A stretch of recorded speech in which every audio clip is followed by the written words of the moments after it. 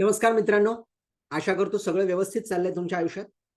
बऱ्याचदा असं होतं आपल्या आयुष्यात, की आपण जेव्हा एखाद्या ठिकाणी काम करत असतो, आपल्याला बऱ्याच लोकांशी बोलावं लागतं, संवाद साधावे लागतात आणि यातील बरेचसे असे संवाद असतात, जे आपल्यासाठी कठीण असतात. आता कठीण म्हणजे नक्की काय? मानसिकरित्या, भावनिकरित्या त्यांना सामोरे जाणं अत्यंत कठीण असतं. म्हणजे लहानपणी निकाल लागल्यानंतर प्रगती पुस्तक वडिलांना दाखवताना जी भीती असते, तशीच भीती इथे देखील आपल्याला बऱ्याचदा जाणवते. तर कोणते प्रकार असतात किंवा कोणते हे संवाद असतात? सर्वप्रथम जर आपल्याला आपल्या बॉसच्या सोबत बोलायचंय, आपलं प्रदर्शन चांगलं झालं असेल, वाईट झालं असेल त्याच्याबद्दल किंवा एखाद्या क्लायंटशी बोलायचे जिथे पैशाच्या बद्दल आपल्याला चर्चा करायची आहे किंवा तुमच्यासोबत काम करणारी एक अशी व्यक्ती असेल ज्याच्याबरोबर आपलं भांडण झालंय आणि आता ते निस्तरायची वेळ आली आहे किंवा असंही होऊ शकतं, की तुम्हाला इंटरव्ह्यूसाठी जायचंय आणि तिथे देखील आपल्याला धडधडतं आणि आपल्याला कळत नाही काय बोलायचं, कसं बोलायचं. तर असे बरेच संवाद असतात जिथे आपल्याला भीती वाटते, जिथे आपल्याला कळत नाही आपण काय बोलावं, कसं बोलावं, स्वतःला कसं सादर करावं. तर याला इंग्रजीत डिफिकल्ट कन्व्हर्सेशन असं म्हणतात. डिफिकल्ट म्हणजे काय? कठीण. कन्व्हर्सेशन म्हणजे संवाद. म्हणजे कठीण संवाद.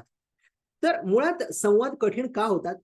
जे मी तुम्हाला सांगितलं, की जिथे भावना आहेत, तिथे आपल्याला बऱ्याचदा संवाद कठीण वाटू शकतात किंवा आपल्याला असं वाटतं, की हे संवाद जर आपण व्यवस्थितपणे पार पडू शकलो नाही, तर आपलं काहीतरी नुकसान होऊ शकेल. तेव्हा देखील आपल्याला ते संवाद साधणं कठीण वाटू शकतं. तर असं होऊ नये आणि यातनं आपण कसं बाहेर पडू शकतो यशस्वीपणे, यासाठी काही मुद्दे मी तुमच्यासमोर मांडतोय. लक्षपूर्वक ऐका. कदाचित तुम्हाला यातनं नक्कीच काहीतरी शिकायला मिळेल आणि याची तुम्ही चांगल्या रीतीने अंमलबजावणी करू शकाल. तर सर्वप्रथम एखादा संवाद जो आपल्याला कठीण वाटतो, त्याची पूर्वतयारी आपण कशी करावी? आणि तिथे आपण मुद्दा क्रमांक 1 याचा अर्थ कल्पनाशक्तीचा वापर करावा. आता कल्पनाशक्ती म्हणजे नक्की काय? तर आपण बऱ्याच गोष्टींची कल्पना करतो. त्याचप्रमाणे समजा एखादा संवाद तुमचा उद्या किंवा परवा होणार असेल, तर आदल्या दिवशी रात्री किंवा 2-3 दिवसा अगोदर जेव्हा तुम्हाला वाटतं, फक्त आपले डोळे मिटून त्या संवादाबद्दल कल्पना करणं महत्वाचं, की मी आता संवादात प्रवेश करत आहे. समोरची व्यक्ती येऊन माझ्यासमोर बसलेली आहे. मी माझं काहीतरी मत मांडत आहे. ते त्यांचं मत मांडत आहेत. आम्ही दोघं एकमेकांच्या प्रश्नांची उत्तरं देत आहोत आणि शेवटी निकाल जो आहे, तो चांगला निकाल लागलेला आहे.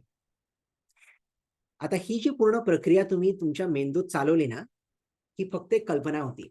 पण त्याच्यामुळे फायदा असा होतो, की कल्पनाशक्तीचा वापर केल्यामुळे जेव्हा खऱ्या अर्थाने तुम्ही त्या संवादाला सुरुवात करता, तेव्हा तुम्हाला सकारात्मक निकाल लागण्याची शक्यता वाढते. का? कारण तुम्ही तयारी केलेली असते. त्यामुळे त्या संवादाला कसं सामोरे जायचं, हे तुम्हाला माहिती असतं आणि म्हणूनच कल्पनाशक्तीचा वापर करणं खूप महत्वाचं आहे. दुसरी महत्वाची गोष्ट, प्रतिक्रिया देऊ नका, प्रतिसाद द्या. आता प्रतिक्रिया आणि प्रतिसाद यात काय मूलभूत फरक आहे हे जाणून घेऊया. समजा मी तुम्हाला म्हणालो, "तू बावळट आहेस." म्हणजे असंच म्हणतोय. पण बऱ्याचदा काय होतं, जेव्हा आपण समोरच्याला बावळट म्हणतो, तोही म्हणतो, "तू बावळट आहेस, तू गाढव आहेस, तू गाढव आहेस." ना, असं होतं बऱ्याचदा. कारण आपण काय करतोय, आपण प्रतिक्रिया देतोय. समोरचे आपल्याला जे सांगतायत, आपणही तसंच त्याला उत्तर देतोय, ताडकीफाड. आता हे कदाचित रस्त्यावर आपल्यासोबत होतं आणि आपण बऱ्याचदा करतो, पण तिथे आपलं इतकं नुकसान होत नाही. पण जिथे आपण कार्यरत आहोत, जिथे आपण काम करत आहोत किंवा आपण एखाद्या उच्चपदस्थ व्यक्तीशी बोलत आहोत, तिथे मात्र आपल्याला आपल्या भावनांवर आवर घालता यायला हवा. आणि म्हणूनच प्रतिक्रिया नव्हे, तर प्रतिसाद द्यायला शिका. याचा अर्थ समोरचा तुम्हाला कदाचित बऱ्याचदा अशा गोष्टी बोलून जाईल, जेणेकरून तुमच्या भावनांवर आवर राहणार नाही. पण तसं होऊ देऊ नका. आपल्या भावनांना आपल्या नियंत्रणात ठेवा आणि हे कसं करता येईल? त्याच्यासाठी आहे प्रतिसाद. आता प्रतिसाद म्हणजे नक्की काय? समोरचा म्हणतोय, "तू बावळट आहेस." तर याचं उत्तर मीही देऊ शकतो, की "तूही बावळट आहेस." पण तसं न करता मी सांगू शकतो, "ठीक आहे, तुला जर वाटतं मी बावळट आहे, त्याचं काही ना काही नक्की कारण असेल. मला कारण सांगशील का?" आता हे उत्तर समोरच्याला अपेक्षित नव्हतं. आता तुम्ही काय करताय, तुम्ही समोरच्याला विचार करण्यासाठी प्रवृत्त करताय आणि ते कशामुळे शक्य झालं? कारण तुम्ही प्रतिसाद दिला.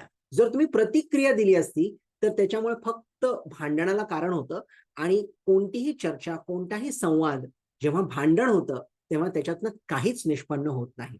त्यामुळे प्रतिक्रिया देण्याऐवजी प्रतिसाद द्यायला शिका. आता हे कसं शक्य होईल? जेव्हा समोरचा तुम्हाला काहीही म्हणतो, जे तुम्हाला आवडतं किंवा आवडत नाही, फक्त 1 सेकंद थांबा, विचार करा आणि मग बोला.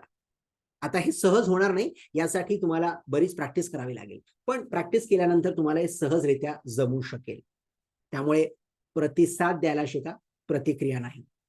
तिसरी महत्वाची गोष्ट, जेव्हा तुम्ही एखाद्या संवादात सामील होता, जे तुमच्यासाठी मानसिकरित्या कठीण आहे, तिथे तुम्हाला दाखवायची उत्सुकता. आता उत्सुकता म्हणजे नक्की काय? उत्सुकतेचा अर्थ असा आहे, की तुम्ही समोरचा काय सांगतोय, कशासाठी सांगतोय, कोणत्या उद्दिष्टाने सांगतोय, समोरच्याला यातनं काय हवंय, हे समजून घेण्याचा तुम्ही एक प्रयत्न करत आहात आणि प्रामाणिक प्रयत्न करत आहात.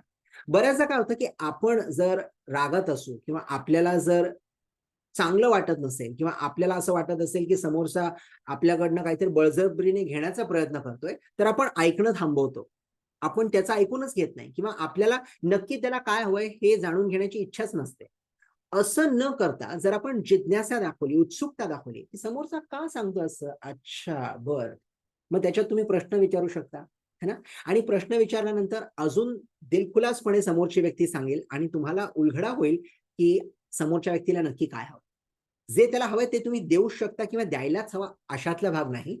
पण तुम्ही जर उत्सुकता दाखवली, तर त्याच्यातनं नक्कीच काही ना काही मार्ग फुटू शकतील. ठीक? त्यामुळे उत्सुकता दाखवा. जसं एक लहान मूल एखादी गोष्ट ऐकताना उत्सुकता दाखवतो, त्याचप्रमाणे जर आपणही उत्सुकता दाखवायला शिकलो, तर आपण त्या संवादात हळू-हळू का होईना, पण पुढे सरकत जातो. चौथी महत्वाची गोष्ट, तुमची जी शारीरिक भाषा आहे, देहबोली आहे, ही अत्यंत महत्वाची असते. बऱ्याचदा असं होतं, की आपण एखाद्या मीटिंगला जाण्यापूर्वी किंवा एखाद्या संवादापूर्वी आपल्या मनावरील ताण आपल्याला जाणवतो आणि तो ताण कुठे दिसतो? आपल्या चेहऱ्यावर. आता कसा दिसतो तो ताण? कदाचित आपण निराश दिसू किंवा आपल्या चेहऱ्यावर भीती दिसेल किंवा समजा असं झालं असेल, की आपल्याला कोणीतरी फसवणूक केली आहे, तर आपल्या चेहऱ्यावर आक्रोश किंवा राग असेल. हे सगळे हावभाव आहेत आणि बरेचसे नकारात्मक आहेत. मग करायचं काय? की आरशासमोर उभं राहून स्वतःला निरखून पहा, की तुमचे हावभाव सध्या काय सांगतायत, है ना? प्रत्येक हावभाव काहीतरी बोलतात, काहीतरी सांगतात आणि त्याच्याचमुळे आपल्याला हे जाणून घेण्याची इच्छा असते, की आपल्याला सध्या काय वाटतंय. तर एकदा काय तुम्हाला कळालं, की आपल्या मनात नक्की काय चाललंय आणि त्याचं प्रतिबिंब कसं दिसतंय समोर, तर त्याच्यावर तुम्ही काहीतरी काम करू शकता. जर तुम्हाला असं वाटतं, की आपले हावभाव सध्या खूपच नकारात्मक आहेत, निराशावादी आहेत, तर 2 मिनिटं थांबा, थोडा हसा आणि आपले हावभाव जे आहेत त्याला दुरुस्त करा.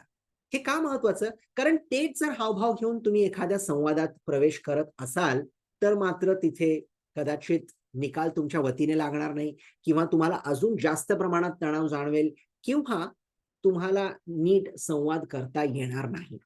असं होऊ नये म्हणून आपली देहबोली जी असते, ती अगदी लक्षपूर्वक पहा आणि फक्त हावभावच नाही, तर आपले खांदे कसे आहेत? ताठ आहेत की वाकलेले आहेत? समोरच्या पद्धतीने जर झुकलेले असतील, याचा अर्थ आपल्याला कुठे ना कुठे तो ताण जाणवतोय किंवा आपले डोळे काय बोलतायत? आपले डोळे वर-खाली पाहतायत की समोरच्यावर लक्ष आपलं नीट आहे? या सगळ्या बारीक-सारीक गोष्टी आहेत, पण याचा प्रभाव अत्यंत जास्त प्रमाणात पडतो.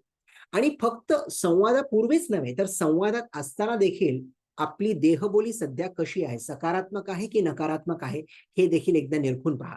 आणि त्याचसोबत समोरच्या व्यक्तीची देहबोली काय आहे? ते देखील पाहायला विसरू नका. बऱ्याचदा आपल्याला दिसून येते की समोरची व्यक्ती संतापलेली आहे किंवा निराश आहे किंवा उदास आहे. जर असं तुम्हाला आढळून आलं, तर तुम्ही एक विचारू शकता, तुम्ही बरेच उदास वाटताय मला, काही कारण आहे का त्याचं? किंवा जर तुम्हाला समोरची व्यक्ती खूप रागात दिसते, तर तुम्ही म्हणू शकता, "माफ करा, पण मला असं वाटतंय की तुम्हाला खूप राग जाणवतोय सध्या.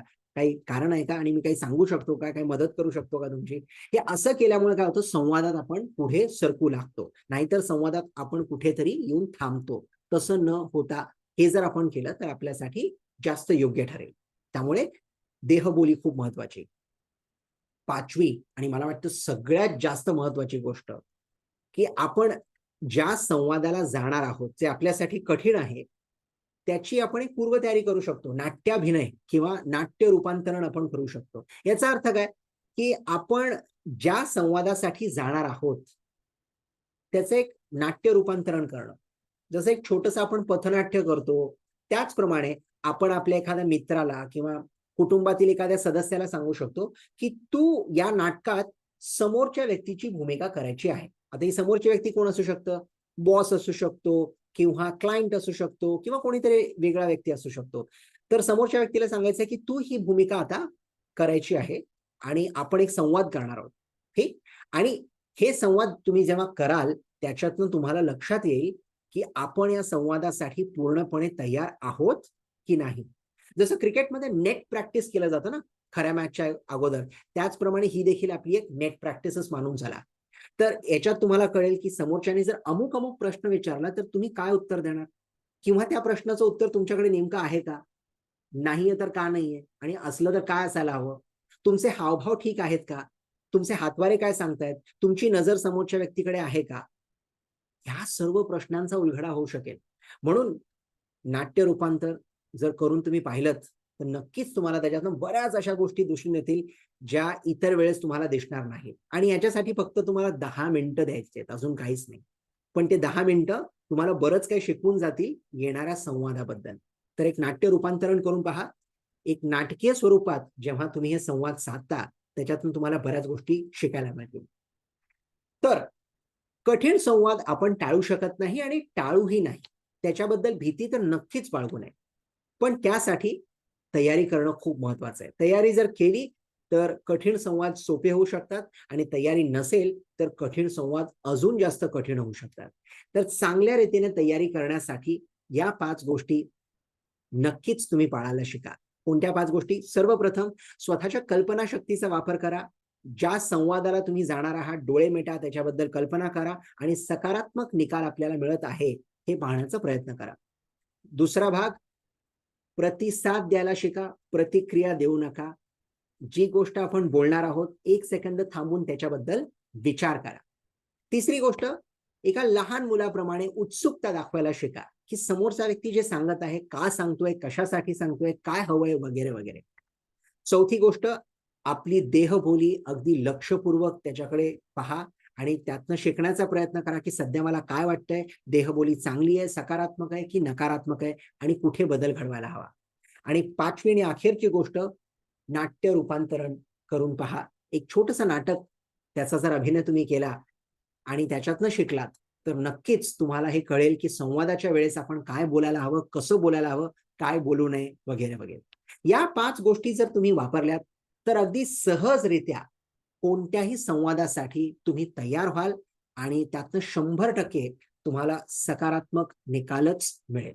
ठीक? तर या 5 गोष्टी अंमलात आणून पहा आणि कदाचित अंमलात आणल्यानंतर तुम्हाला 6वी, 7वी, 8वी गोष्टही सुचेल आणि तुमच्याकडनं शिकायला मला तितकंच आवडेल. ठीक आहे? तर याचा वापर करा आणि मला कळवा, की तुम्हाला काय फरक जाणवला. माझं लक्षपूर्वक ऐकून घेतल्याबद्दल खूप खूप धन्यवाद. पुन्हा भेटूया लवकरच.